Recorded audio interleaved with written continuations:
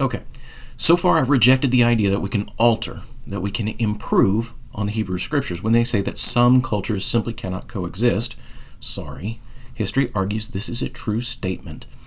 And I don't believe we can improve the Mosaic Law beyond the post-theocratic state changes that have already occurred and were meant to occur. The fact is that those laws form the basis for the Orthodox Jews, the most stable society on earth, and also the modern state of Israel, just about the only Western nation that isn't currently imploding. In fact, although I'm not advocating rigid adherence to the Mosaic Law, I would recommend to all Christians to look at how those rules prime Jewish thinking to see the world like I talked about in the last video, and to think of what habits they could put in their lives to give them similar reminders. Because although it is true that the simple fact is that Christianity changes because it reaches out to unbelievers, because it evangelizes, and so it has to meet those people where they are, which Orthodox Judaism doesn't do, we're looking at a world that has a powerful acculturation tool, and people's basic assumptions of the world are changing rapidly thanks to this tool. Clearly, what is needed is a set of habits to block this acculturation process. I covered this in my series on the modern mental illness crisis. And this issue of changing societies and Western nations imploding leads us right into another thing Stephen thinks he can improve. Less patriarchy, more matriarchy. So when you're in tribes, you want to have a patriarchy. Why? Because evolution hasn't chosen this arbitrarily. It's probably because you needed an assertive, strong leader, someone that would make, certain decisions in certain ways, and so that was selected for. But now we live in a massive cosmopolitan world where an aggressive act isn't going to be one tribe going up to another tribe and doing a war dance, or even throwing a couple of spears and potentially killing one of the members or whatnot. No, it's going to be an atom bomb dropped on your head. So those traits that we're selected for may not be useful in the world that we live, or it may not be what we should have at the highest part of our hierarchies today because our environment has changed, right?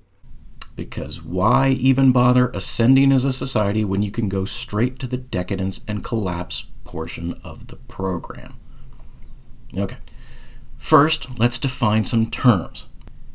Patriarchy implies male rule and matriarchy female, sure, but that's not what they actually mean. A patriarchal rulership is a system of rule emphasizing qualities that are typically associated with being fatherly, so paternal.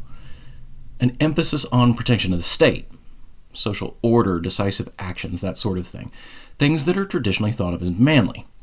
Conversely, a matriarchal system is associated with an emphasis on values typically thought of as motherly, individual freedoms, appeasement rather than aggressive actions, and the like.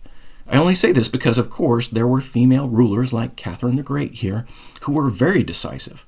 And conversely, there were plenty of male rulers who weren't that big on traditional patriarchal values.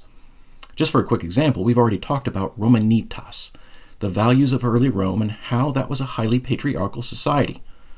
On the other hand, by the reign of somebody like Elagabalus in 218 AD, not so much. Now, Stephen is right. The biblical prescription for a society certainly is patriarchal, but it's a very specific kind of patriarchal system, not at all like the tribal strongman motif Stephen referenced. The rules are found all over the Old Testament. Thankfully, the Apostle Paul, who was well versed in this stuff, was nice enough to salt it all down to a single sentence while he described the rules for early church leaders. But, someone could argue, the kings of the theocratic state of Israel all had lots of wives. That's true, but they weren't supposed to. We're talking about the rules, not how human frailty means we often don't follow those rules. The verse here is from the earliest statutes meant to govern Israel's kings. So, what was this patriarchal system supposed to look like? Let me give you one more definition and I'll explain. Another thing I discussed in the series on mental illness is how our expectations for marriage have changed from times past. Of course, everybody thinks it's supposed to look like a Hallmark Christmas movie now, but prior to the Industrial Revolution, almost no one went into marriage with the expectation that their partner was going to make them happy. A lot of times they hadn't even met each other prior to the marriage. So why did their marriages tend to be happier and more stable than our modern varieties? Because it's a simple fact that when you are dependent on another person for your basic needs, and that person meets those needs, you tend to bond to that person. And this isn't just for marriage. Why do you think soldiers that go through combat together remain so close throughout their lives? The fact is, before our modern era full of social welfare programs, back when you could easily starve, wives tended to be appreciative of husbands who provided for them and their children. And also, back when cultural norms strongly pressured men to only find sexual gratification from their wife, well, we had a term for the way they tended to respond to their dear life partners. I'll bet the younger crowd has never even heard this term. Second word, whipped. First word, it's like another way to call a cat a kitty. They tended to be appreciative. They wanted to show that appreciation. They could be mouth-breathing idiots about it. So, what was the Hebrew system supposed to look like? Not like the Hallmark movie stuff, no. This was prior to the age of romanticism and the silly expectations that came with it. But otherwise, it was supposed to look like a family. Husband, wife, kids, the whole group. And each part is important.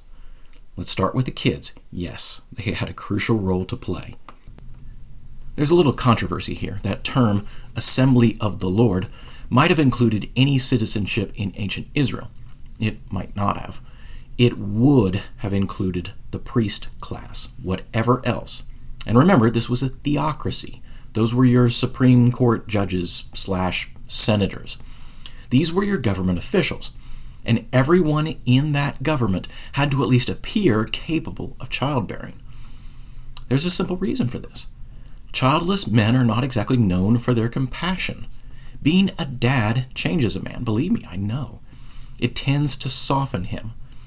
Our character of Varus here was based on the stereotypical king's advisor, who in ancient times was often a eunuch. They were not known for their compassion. And of course, not all of them would have been like that. The prophet Daniel was almost certainly a eunuch, and he's one of the real nice guys in the Bible. But for men who have never raised a child, and who don't have a stake in the future after their own lifespans, the assumption is that they're going to be more likely to not make the most humanitarian of leaders. But the real novelty would have been setting up the leadership as a husband-wife team. And let me try and give you an idea for how far ahead of ancient societies that would have been. Out of the 612 statutes in the Mosaic Law, there are just 2 that were so out of step with society that, as far as we know, they were never carried out. The first was the 50-year Jubilee, a law intended to reset land and slave ownership every 50 years. This would have prevented any Rockefeller-type dynasties. Of course, as you can imagine, Rockefellers don't like giving up all their stuff, and no biblical or extra-biblical source ever even says that this was attempted, let alone carried out. The other is the king not multiplying wives thing from earlier. You see, if you were a king in ancient times, you didn't have a wife. You had a harem. That's just what you did. And not doing that would have been resisting a lot of temptation, not to mention making you the really odd man out. Imagine meeting another king and him telling you, "My women will dance for you now," and you being all like, "Hi, this is Brenda, my wife. We met at the tent festival last fall." This thing was way before its time. And another instance where it doesn't look like something that evolved, as Stephen wants it to be. Some of this looks like principles that are just there to say, hey, look at all the problems you could have avoided if you hadn't lived like a Bronze Age doofus. A la King David, who couldn't deal with his own kids, and Solomon, who went all in on the harem thing. No, follow this prescription, and this is what you get instead. You get a system that pairs up a man and a woman and sets that partnership up to leverage the best of each of their natural abilities. Most of the time, the wife, the queen, the first lady, the whatever she is really the one who's directing policy, because her husband's natural inclination is to make her happy. A sort of Eleanor Roosevelt steering the ship through her husband, who is as much a spokesman for her as he is anything else. Right up until Pearl Harbor. And then, I'm sorry, sweetie, I know this won't be easy, but I have to protect you and the kids. Combine sensitivity for the good times with protectiveness and pragmatism for the hard times, and you have the system the Hebrew Scriptures envisioned. Of course, there's a ton of ways to mess this up. The most common is probably the temptation on the big man in charge. Add a mistress or two, and all of a sudden, Henry VIII and a million others aren't listening to the Catherine of Aragons of the world anymore. And they're really not listening to the Anne Boleyns either. She's not in a position to affect him like that. And suddenly, England is about to be ruled by a patriarchal tyrant. So where does that leave us? Let's wrap this up by looking at the worst of each extreme, just to see why it is that the Bible really wants to do this as a duo. On the one side, the Hebrew system was meant to avoid rulership of single childless men, as we discussed. If you really want to see why, all you need to do is look at the Catholic Church during the medieval period. The 11th century is when the Church formalized the rules against their priests getting married. No wife, no kids. It's also, surprise, surprise, when they seem to lose all sensitivity towards the needs of the people. Heresy executions, witch trials, the Crusades, it all came after the rule of priestly celibacy. Believe it or not, prior to the 12th century, the punishment for witchcraft was nearly always exile. You had to leave town, not let's kill everybody that owns a cat. But that was the medieval church. Priestly celibacy had nothing to do with the Hebrew Scriptures. The Hebrews knew perfectly well that unmarried childless men tended to have a different set of values from their married counterparts. And the Hebrews did not put unmarried men in positions of power. Okay, so that's your strongman rulership of the tribal type that Stephen wants to avoid. And so did the Hebrews. Now, what about the other extreme? If you really want to see the matriarchal government in action, then look no further than the Western world in just the last few decades. But, you mentioned Henry VIII. His daughter Elizabeth ruled England for, 44 years? Yeah, at a very turbulent and still highly patriarchal time, surrounded by lords who were expecting her to get married for most of her reign. She had to do a heck of a balancing act, not just to stay on the throne, but to keep her head on her shoulders. Calling that a matriarchy sort of misses the point. No, if you want to see a true matriarch, look at someone like Angela Merkel, Chancellor of Germany. Back in 2014, 2015, Germany had a little crisis on its hands. Large number of migrants arriving at their doorstep, wanting entry without going through the legal process of immigration. Now the story is that Angela welcomed these migrants with open arms, providing for them and becoming Mama Merkel, the humanitarian superstar who gets her face on the cover of Time magazine. That's an amazing bit of revisionist history for something that happened only a few years ago.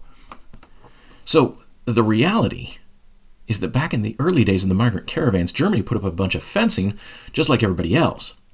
But it wasn't willing to shoot migrants who forced their way through that fencing. And once the migrants figured this out and started pouring in, Chancellor Merkel had one of two options. Keep trying to oppose the migrants, keep failing and look weak, or embrace them with open arms and pretend that's what you were doing the entire time. And so we find one of the central defining characteristics of our modern matriarchies. They tend to be incredibly sensitive to public and world opinion. They can be motivated to an intense degree by what people think of them.